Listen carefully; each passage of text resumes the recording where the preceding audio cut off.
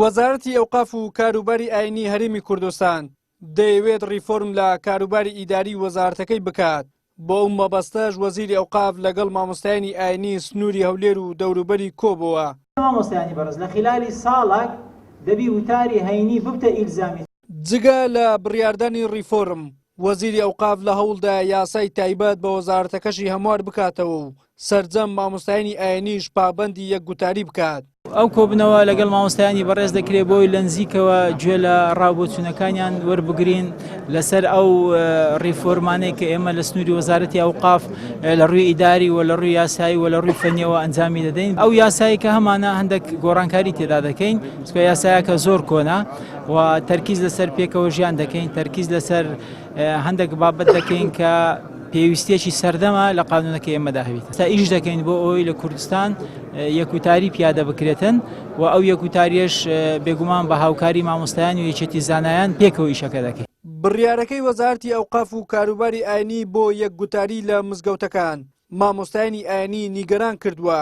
ئەوان دەڵێن ئەو بڕیارە پاشەکشەیە بۆ دواوە و کۆت و بەندکردنی مامۆستایانی ئاینیە.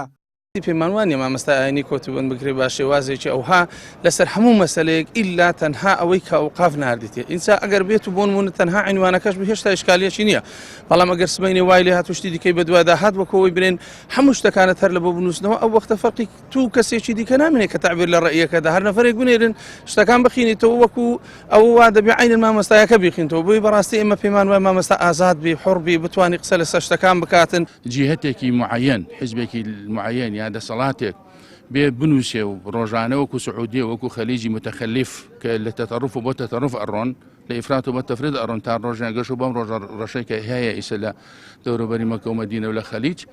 ئەگەر مەبەستی ئەوە بێ وتار بنووسنەوە و ئەوش بیخوێنێتەوە لەرزەلەرز، ئەمە تەخەلوفە و گەڕانەوەیە بۆ پاش و ئەمە ڕجعیەتێکە بە هەموو معنا لە زمانێکە کە زۆر حەیفە ئینسان لاسایی خەڵکی دواکەوتو متەخەلیف کاتەوە. زەحمەتە لەوانەیە ئەگەر بشیانەوە پەیڕەوی بکەن ئەو نەجاحەتەی نینە یاخود سەرکەوتونە بێ بەو دەرەجەی کە مەبەستیانە، لەبەر ئەوەی ناکرێ ینی تۆ واقعی کوردستان سیر بکە. من ئێستا بۆ خۆم لە مزگەوتێک وتار دەدەم، بەس جومعان دەچم، زۆر جار خەڵکیکم ڕاست پاردووە بزانم لەو منتیقەیە چ ڕوو دەدا تاکو چوارشەم پێنجشەم پێم بڵێ، بۆ ئەوەی قسەیەک نەکەم هەستی ئەم کەسە بریندار بکەم. خەڵک ئێستا ئەمڕۆ هەموو شتێک بەپەلا نەها هەموو شتێکی بۆ دەگوازرێتەوە.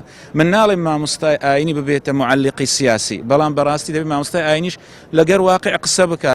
لە ساڵی 2016 لە کۆنفراسی وەزارەتی ئەوقاف بڕیار درا هەفتانە چەند ناونیشانێک بۆ مامۆستایانی ئاینی دیاری بکرێت و بە ئارەزووی خۆیان دانەیەک هەڵبژێرن. بەڵام ئەمجارە وەزارەتی ئەوقاف دەیەوێت لە ماوەی 1 ساڵدا تەواوی مامۆستایانی ئاینی ناچار بکات لە وتاری هەینی یەک گوتار لە مزگەوتەکان پێشکەش بکەن. دەبێت هەموو مامۆستایانی ئاینیش پابەندی بڕیارەکە بن.